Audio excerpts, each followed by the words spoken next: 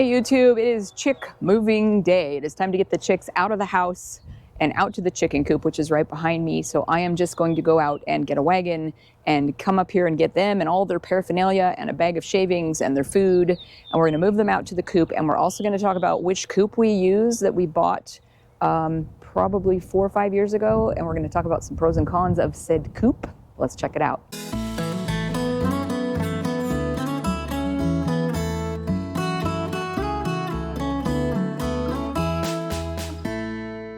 Okay, so this is the chicken coop that we have. I'll just show you. I don't know what year we got this. It's probably been 5 years, 4 or 5 years. It is from the Shed Center, and we love it. But there are a couple of drawbacks. If you live in the north, this looks good for chickens, right? This was just a shed and they added on, and it's not open, it's locked for the winter. But we have found the whole time that we've owned this shed, I think we've had 2 batches of hens that have lived in here. None of them have laid eggs in that. Zero times have we had eggs in those. And I'll show you inside why, maybe. The only thing we can think is that maybe it's too cold, like it juts out in the cold. I don't know, they don't use it. I do like the little ventilation window here you can drop, and that's got a nice screen, like a 1/2-inch mesh screen inside that opens up for ventilation, which I will probably do right now. Yes, so I leave that open in the summer. And the other thing that we have found with this idea is possible design flaw. If you live where there's snow, we get snow load on the roof or water, and it comes off, and you can see the drip line is there, and the snow and everything drops right to there, you can see. And this is where we have all water and snow, wet happening, and we're getting water that leaks inside. So we have water getting inside the nesting boxes down there. And in the winter, when the snow drops there, slides off here and lands on the ground, you end up with a giant mound of a berm, a berm of frozen snow right there. And if you want to get eggs, there'll be a berm, 14 inches deep of frozen ice. And then if you fall, your legs are going to go under the shed and you're going to be laying in the snow wondering about your life choices. So this and this are kind of a design flaw. Like, I would recommend, if you're going to get this as a chicken coop from this or any coop like this, just leave that off. It looks cool in the pictures. It is not functional, really. We just don't use it. We just leave it locked. So, and the only other thing that I have found a problem with this, and this is why I have a lock holding this shut, because this has it's a locking handle, which is convenient in theory, but if you can see, I can't turn it. And inside it has a nice handle that's like a handle. It should turn and lock. So we're gonna have to probably loosen it, but the wood, just moisture maybe, has swelled. It's swelled to where this will not, it will not turn. That should completely turn to this position, and then that becomes the latch that holds the door closed. So we basically have no latch mechanism working here. So the only thing I can think of is to come out and bring a screwdriver out and loosen this. And I don't even know, like, we need to drill this down, router this out. It needs to have some room. Anyway, that is not working. Also sort of a flaw there. It did come with the 2 windows, which open, and they're terrific. They have a little screen so you can ventilate. You've got nice ventilation in here in the summer. Light, I think it came pre-mounted with that light. And then we also hang a heat light in here. And then I mounted strips, and it comes with the little light switch there. Can't remember if it came with that or if we wired that in.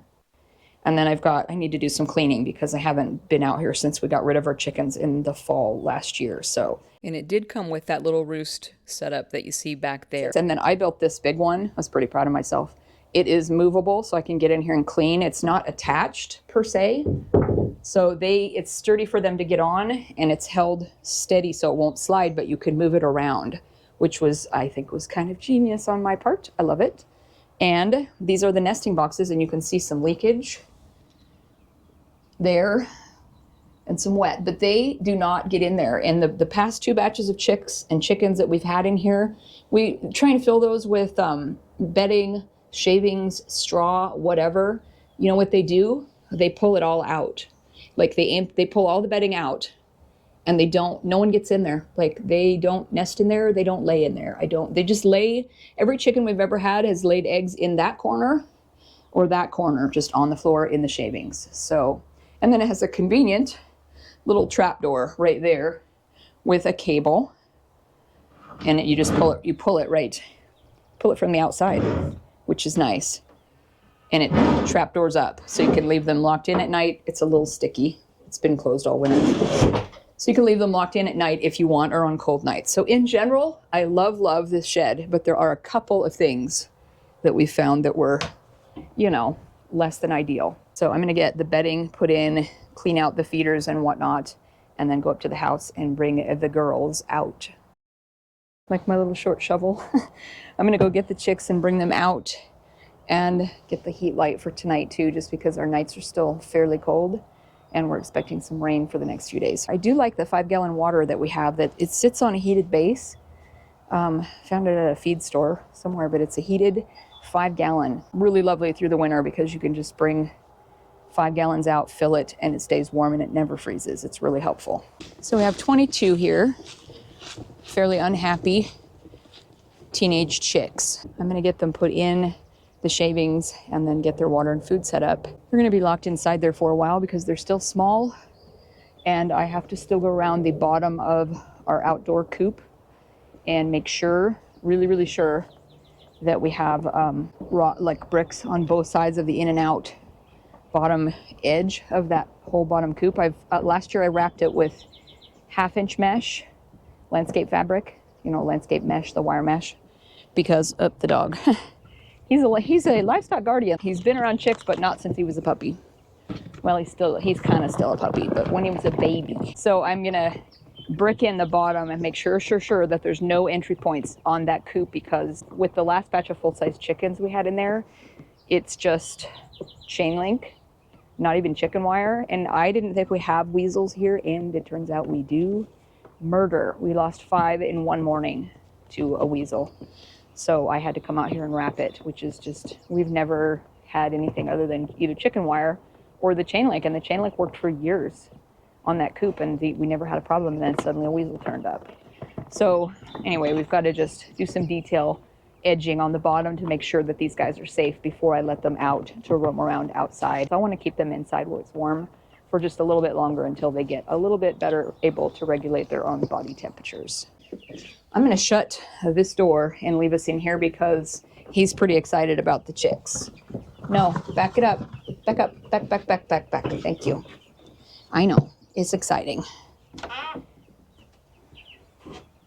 So there's enough light in here. I'm just going to unload them out of this box. I've got a couple out already. We have 22. We have a nice mix. I'm trying to remember what we have. We got red comets, white leghorns, blue Australorps, Americanas, and barred rock. So we have a nice mix of layers, and this is just what we've always done when we get chicks. We raise them inside and then we bring them out here. They're not tame at all. I don't handle them when we have chicks. I don't make pets out of them. I don't name them. We don't handle them a lot. They're just, we feed you, you lay eggs. That's kind of the deal. That's the agreement. That is the contract. When you stop laying, you go live somewhere else. I don't have the heart to butcher chickens at all. I can't. We've had a couple people over the years that come and get them when they're kind of fading out as far as layers. And then, you know, circle of life. We've raised meat chickens before, and even then I took them somewhere to have them butchered. I can't do it. I can handle meats, and I wouldn't pluck a chicken even. I just don't. That's one of those homesteady things I just don't care to know how to do. I'm sure I could do it if I had to. Not gonna learn it, not gonna do it. They'll be good at stuff you don't want to do. But they'll be happy out here for a while until we get them big enough to get outside in the outside coop. There we go. And there's the babies.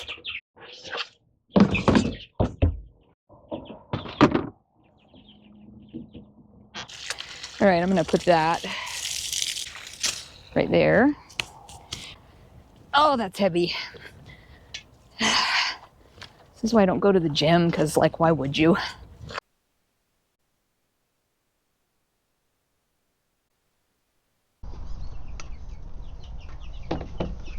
All right, I will show you how I set up the light that I do use in here. And again, be very, very careful.